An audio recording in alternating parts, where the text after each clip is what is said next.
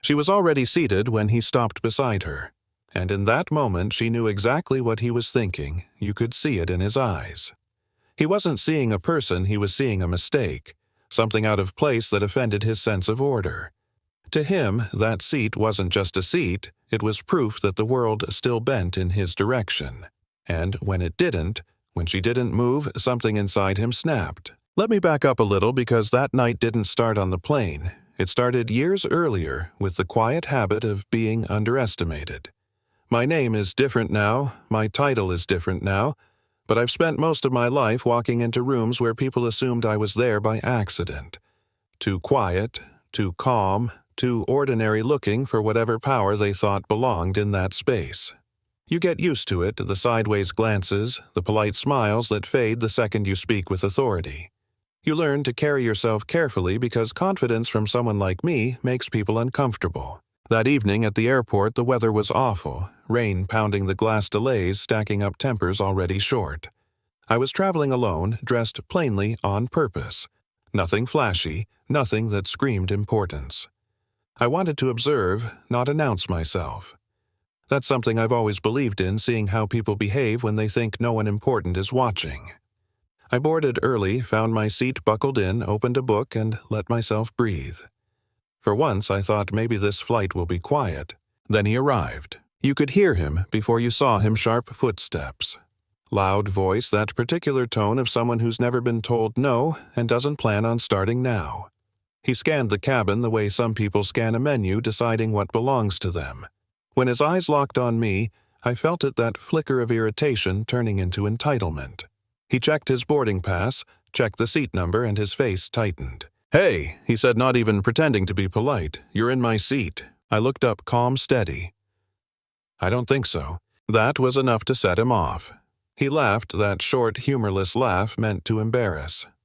"I always sit here. You need to move. Take the one behind me." I remember closing my book slowly, feeling that familiar crossroads inside me. The easy path would have been to stand up, avoid the scene, let him have his way. I'd done that before in other parts of my life, at other times when the cost of resistance felt too high. But something about the way he spoke, the way he assumed, made my chest tighten. "No," I said, "this is my assigned seat." The cabin went quiet in that way that tells you everyone is listening. He stared at me like I'd spoken a foreign language.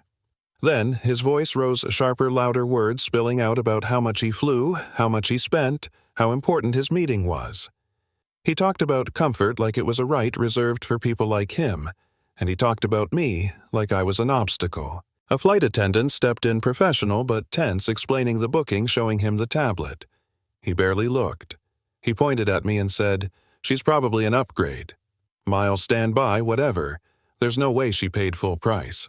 That one stung, not because of the money, but because of what it revealed. In his world, someone who looked like me didn't earn things, they were given scraps by accident. I felt that old anger rise, the one I've learned to keep buried under layers of control. "I paid for my seat," I said evenly. "And even if I hadn't, I'm seated. Please lower your voice." He leaned in closer, too. Close breath, heavy eyes cold. "You don't belong up here," he said. "This isn't a shelter." The flight attendant warned him firm, now telling him to step back to take his seat. He laughed and did something so absurd it almost felt unreal. He sat down on the ottoman attached to my seat, blocking the aisle like a stubborn child. "I'm not moving until she does." That's when I knew this wasn't just about ego anymore. It was about safety, about boundaries, about what happens when someone decides the rules don't apply to them. I asked the attendant to get the captain. He smirked, confident. "Go ahead. Let's see who they side with." The captain arrived, calm, authoritative eyes taking everything in. The man tried a different tactic, then friendly at first, then forceful, talking about deals and influence, suggesting I be moved like luggage. The captain turned to me and asked if I was willing to switch.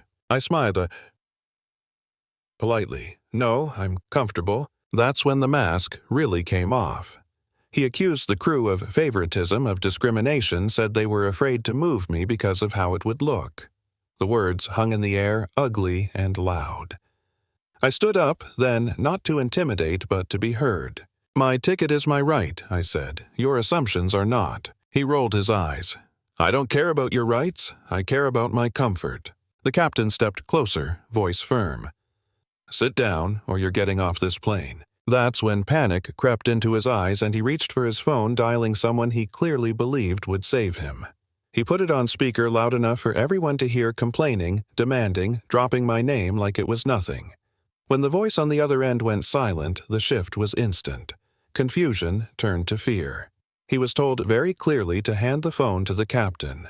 I didn't feel triumph in that moment, just a deep, quiet sadness at how predictable it all was. I showed my credentials when it was over, not to boast, but because it was necessary. The color drained from his face. He started apologizing, bargaining, talking about stress and money like they could erase what he'd already shown everyone. 5 minutes ago, I told him calmly, "You told me money talks. Now the law is talking." The plane returned to the gate. Police boarded. He was escorted off not through the front, but straight through the main cabin, past rows of people who'd been delayed because of him. Some clapped. Some filmed. I stayed seated, hands folded, heart pounding, feeling the weight of it all settle in. The flight eventually took off quiet, almost peaceful. The crew handled themselves with professionalism I made sure was recognized. On the ground, his life unraveled fast. Videos spread. Employers reacted. Authorities stepped in. What he thought was a minor confrontation became a permanent record. Months later, I watched the footage play in a courtroom, his own words echoing back, stripped of power. The verdict was swift. Consequences followed, not just legal ones, but social ones, the kind that linger. He lost his status, his access, the very skies he believed belonged to him. Years passed. I moved on, retired eventually satisfied, not because I'd won, but because something important had been exposed. He didn't disappear entirely, just faded into a quieter life, one without shortcuts or special treatment. I heard once that he traveled by bus, now watching planes overhead, grounded by his own choices. So here's what I want to ask you honestly. Was it justice, or was it too much? Should one moment define a life, or do moments like that reveal who we really are when no one's supposed to be watching? Drop your thoughts in the comments. I've seen power used to silence and to protect, and I'm curious where you draw the line. If you've ever witnessed entitlement collide with reality, I want to hear that too. Like the video, subscribe if you want more stories like this, and let's talk about what real accountability should look like.